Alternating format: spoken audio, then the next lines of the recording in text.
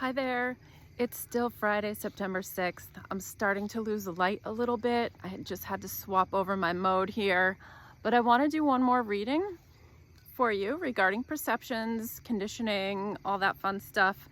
This is from the Four Agreements. This is one of my favorite books. I have a lot of favorite books. I'm a book nerd. I'm not afraid to admit it. I just read from Stillness Speaks by Eckhart Tolle and Deviate by Bo Lotto. Couple different viewpoints with perception and conditioning, beliefs, all that fun stuff. Four Agreements is so good. Don Miguel Ruiz, that's who wrote this. And I'm just gonna dive in and start on page 3. This is the domestication and dream of the planet. I'm gonna skip around. I don't know how far I'm gonna get. There goes a loud motorcycle. I'm just gonna read and skip around, and hopefully you'll pick up on some of this. It's really good stuff. So I'll start here talking about attention. Attention is the ability we have to discriminate and to focus only on that which we want to perceive. We can perceive millions of things simultaneously, but using our attention, we can hold whatever we want to perceive in the foreground of our mind. The adults around us hook our attention. This is talking about when we're children and we're learning how to perceive, and we're learning how to fight for attention. We're putting together a belief system that affects how we think and act and behave and all that fun stuff. So he says the adults around us hooked our attention and put information into our minds through repetition. That is the way we learn everything we know. By using our attention, we learned a whole reality, a whole dream. We learned how to behave in society, what to believe, what not to believe, what is acceptable and what is not acceptable, what is good and what is bad, what is beautiful and what is ugly, what is right, what is wrong. It was all there already. All that knowledge, all those rules and concepts about how to behave in the world. I'm going to skip a little bit. He says it was not your choice to speak English. You didn't choose your religion or your moral values. They were already there before you were born. We never had the opportunity to choose what to believe or what not to believe. We never chose even the smallest of these agreements. We didn't even choose our own names. As children, we didn't have the opportunity to choose our beliefs, but we agreed with the information that was passed to us from the dream of the planet via other humans. As soon as we agree, we believe it, and this is called faith. We didn't choose these beliefs, and we may have rebelled against them, but we were not strong enough to win the rebellion. The result is surrender to the beliefs with our agreement. Some animals going by in the background. I call this process the domestication of humans. And through this domestication, we learn how to live and how to dream. We also learn how to judge. We judge ourselves, judge other people, judge the neighbors. We train our children, whom we love so much, the same way that we train any domesticated animal, with a system of punishment and reward. We are told, you're a good boy, or you're a good girl, when we do what mom and dad want us to do. When we don't, we're a bad girl or a bad boy. Soon we become afraid of being punished and also afraid of not receiving the reward. We soon develop a need to hook other people's attention in order to get the reward. The reward feels good, and we keep doing what others want us to do in order to get the reward. With that fear of being punished and that fear of not getting the reward, we start pretending to be what we are not, just to please others, just to be good enough for someone else. We try to please mom and dad. We try to please the teachers at school. We try to please the church. So we start acting. Because we're afraid of being rejected. The fear of being rejected becomes the fear of not being good enough. Eventually, we become someone that we are not. This belief system is like a book of law that rules our mind. Without question, whatever is in the book of the law is our truth. I'm skipping around a little bit. It's all based on a belief system that we never chose to believe. These beliefs are so strong that even years later, when we are exposed to new concepts and try to make our own decisions, we find that those beliefs still control our lives. Breaking the rules in the book of law opens your emotional wounds, and your reaction is to create emotional poison, because everything that is in the book of law has to be true.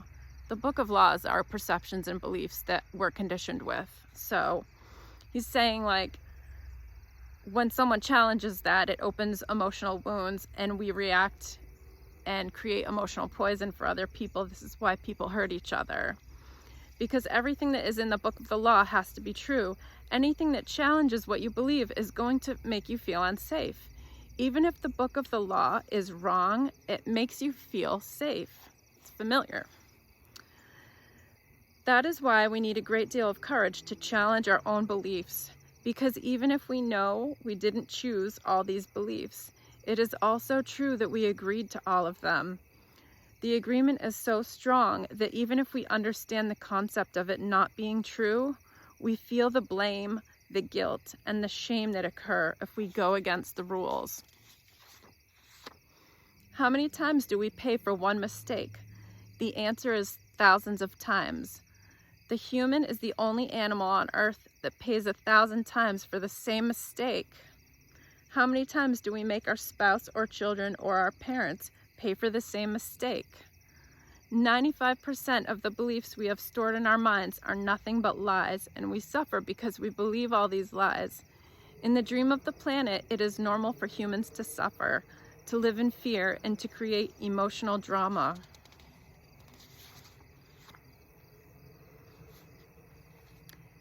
He gets into some bringing in a little bit of light at the end of the tunnel here, after he builds the foundation of how we formed our beliefs and why we hurt each other and why we make each other pay for mistakes over and over. He says, we are already in hell, including the people who tell us that.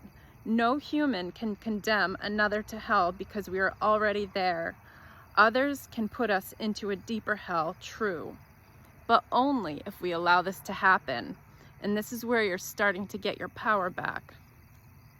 All of humanity is searching for truth, justice, and beauty. We are on an eternal search for the truth because we only believe in the lies we have stored in our mind. We are searching for justice because in the belief system we have, there is no justice. We search for beauty because it doesn't matter how beautiful a person is. We don't believe that person has beauty. We keep searching and searching when everything is already in us. It's starting to get dark, but I'm going to keep going a little bit. We trust what we believe, and our beliefs set us up for suffering. Your whole mind is a fog. Your mind is a dream where 1,000 people talk at the same time and nobody understands each other. Everything you believe about yourself and the world, all the concepts and programming you have in your mind, are all the mitote, or the fog, which Toltecs, which Don Miguel Ruiz is a Toltec spiritual leader, and they call the mind fog the mitote. So I kind of love that whole concept of like all our beliefs and perceptions just become like this fog in our mind, but we can find our way out. He says this is why humans resist life. To be alive is the biggest fear that humans have.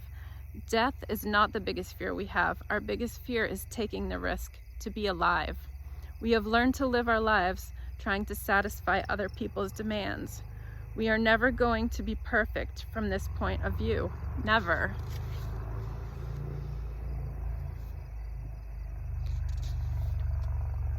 We are so afraid that somebody else will notice that we are not what we pretend to be.